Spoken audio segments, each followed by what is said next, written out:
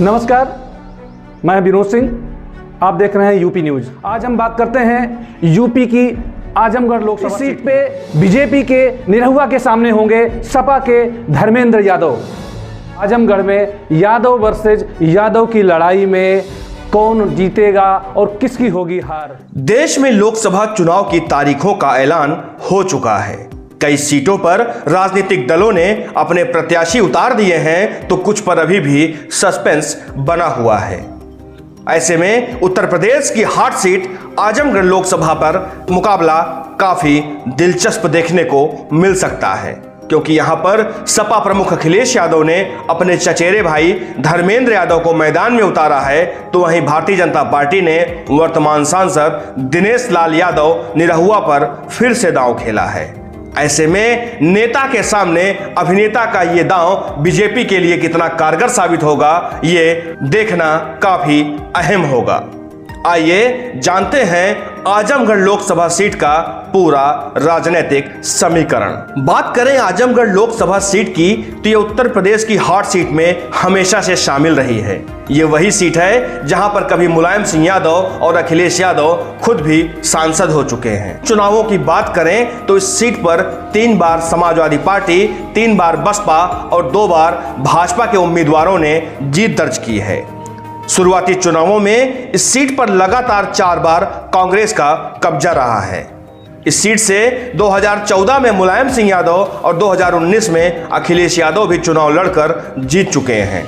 कुछ समय से ये सीट समाजवादियों की परंपरागत सीट भी कही जाने लगी थी, लेकिन आजमगढ़ सीट से 2019 में सांसद बने अखिलेश यादव ने 2022 में विधानसभा की राजनीति का मन बनाया और 2022 में इस सीट पर फिर से लोकसभा का चुनाव हुआ।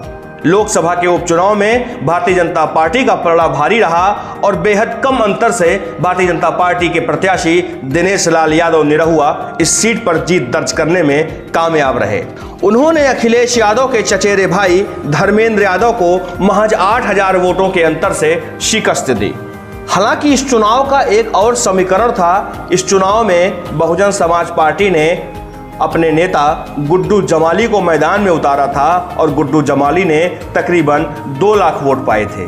ऐसे में सपा प्रत्याशी की हार का एक प्रमुख कारण यह भी बना कि बसपा प्रत्याशी ने इस सीट पर मजबूती से चुनाव लड़ा था। हालांकि अब समीकरण बदल चुके हैं, परिस्थितियां बदल चुकी हैं और आजमगढ़ सीट की आबो हवा भी बदल चुकी है।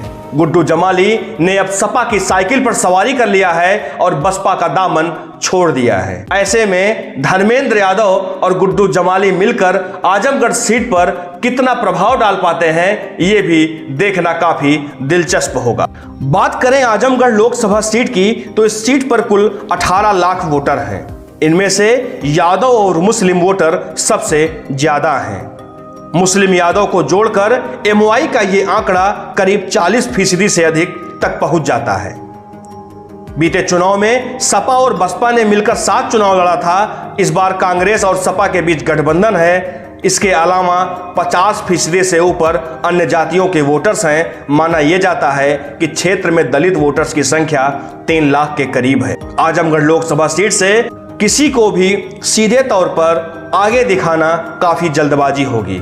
इसकी सबसे बड़ी वजह यह है निरहुआ भी यादव हैं और वो अपने संसदीय क्षेत्र में बीते कुछ समय से काफी एक्टिव रहे हैं। भाजपा लगातार यादव मुस्लिम वोट को अपनी ओर करने की कोशिश कर रही है, खास करके आजमगढ़ लोकसभा सीट पर। इसके अलावा भाजपा के इस बार ओम प्रकाश राजभर और दारा सिंह चौहान भी भाजपा के साथ ही हैं। अगर बसपा यहां फिर से किसी अच्छे प्रत्याशी को टिकट देती है तो मुकाबला और कांटे का हो सकता है। अब देखने वाली बात यह होगी कि आजमगढ़ लोकसभा सीट पर ताज किसके सिर पर सजता है, यहां की जनता अपना रहनुमा किससे चुनती है। Bureau report, UP news. ये था आजमगढ़ लोकसभा सीट का हाल। चुनाव से जुड़ी तमाम खबरों के लिए देखते रहिए यूपी न्यूज। दीजिए हमें इजाजत। नमस्कार।